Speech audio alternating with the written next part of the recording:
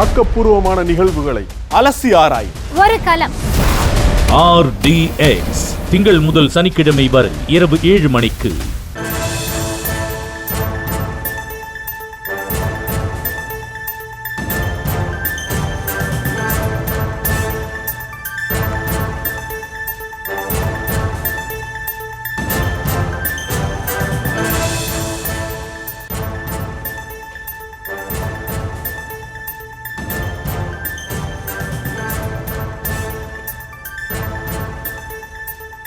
அண்மை செய்தி.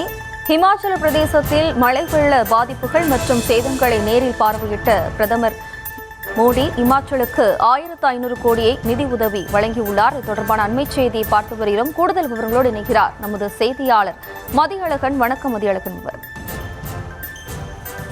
அண்மையில் மேக வெடிப்பால் கடுமையான மழைப்பொழிவு இமாச்சல பிரதேச மாநிலத்தில் ஏற்பட்டது. இதனால்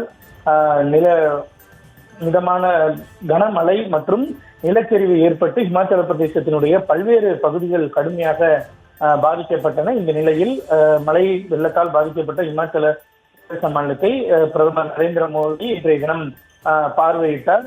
ஹெலிகாப்டரில் சென்று ஆகாய மார்க்கமாக பாதிக்கப்பட்ட பகுதிகளை பிரதமர் மோடி ஆய்வு செய்தார். இப்பொழுது அங்கு இருக்கக்கூடிய வெள்ள பாதிப்புகள் குறித்து அதிகாரிகள் பிரதமர் நரேந்திர மோடிக்கு எடுத்துரைத்தனர். மேலும் இந்த மழை வெள்ளத்தில் உறவினர்களை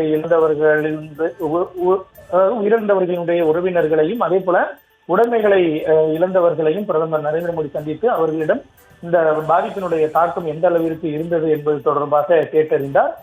இதனைத் தொடர்ந்து இமாச்சல பிரதேசத்திற்கான நிதியுதவியானது அறிவிக்கப்பட்டிருக்கிறது.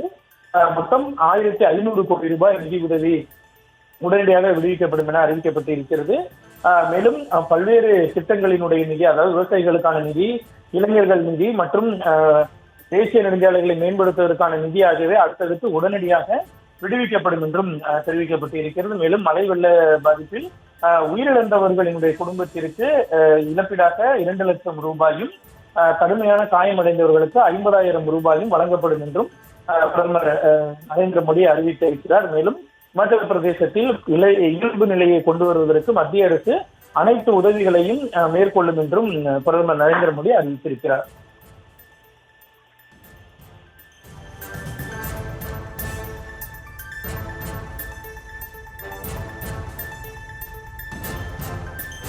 விவரங்களுக்கு நன்றி மதியழகன்.